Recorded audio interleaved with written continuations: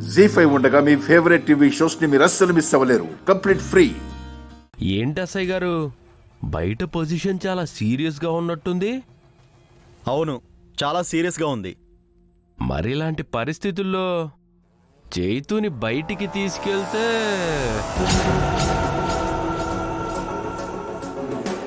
కనపడగానే దాడి చేసి చంపేస్తారు. అయితే ఇప్పుడు మీరు కోర్టుకు తీసుకెళ్తారా? ఆపేయమంటారా? సిచ్యువేషన్స్ ఎలా ఉన్నా చట్టం తన పని తను చేసుకుని పోవాలిగా.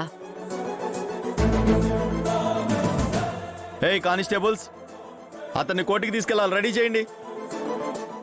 ఇది అన్యాయం. బయట సిచ్యువేషన్ బాలేదని తెలుసు కూడా సరైన ప్రొటెక్షన్ లేకుండా బయటికి ఎలా తీసుకెళ్తారు? అలా అని ఎంతకాలం కోర్టుకి సబ్మిట్ చేయకుండా ఉంటారు? బాబ్జీ, ఇది నీకు సంబంధం లేని విషయం.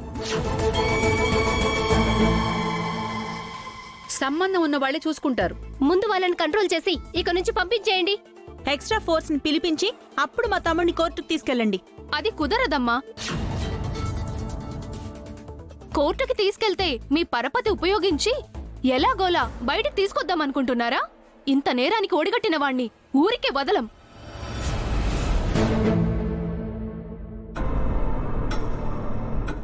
తీసుకెళ్ళండి ఎస్ఐ గారు. ఎలా బతికి బయటపడతాడో మేము చూస్తాం.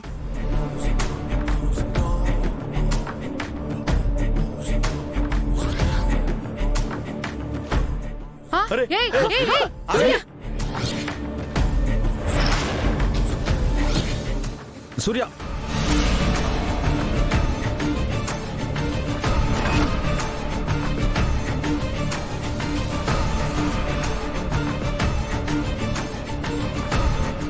సూర్య ఏంటిది? ఇలా చేయడం చట్టరీత్యా నేరం.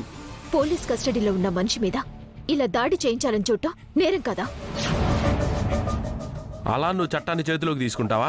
వాళ్ళు చట్టాన్ని చేతుల్లోకి తీసుకోవచ్చు, మీరంతా బొమ్మలాట చూద్దాం అనుకోవచ్చు.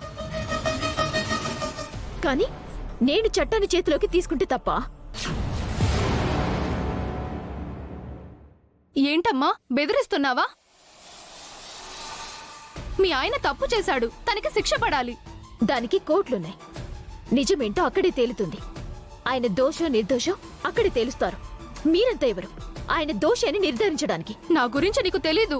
చూడు, రెచ్చిపోతే నేను నీకంటే మొండిదాన్ని. నిజానిజాలు తెలుసుకోకుండా ఆయన మీద దాడి చేయాలని చూస్తే నిన్ను చంపి నేనే లొంగిపోతాను.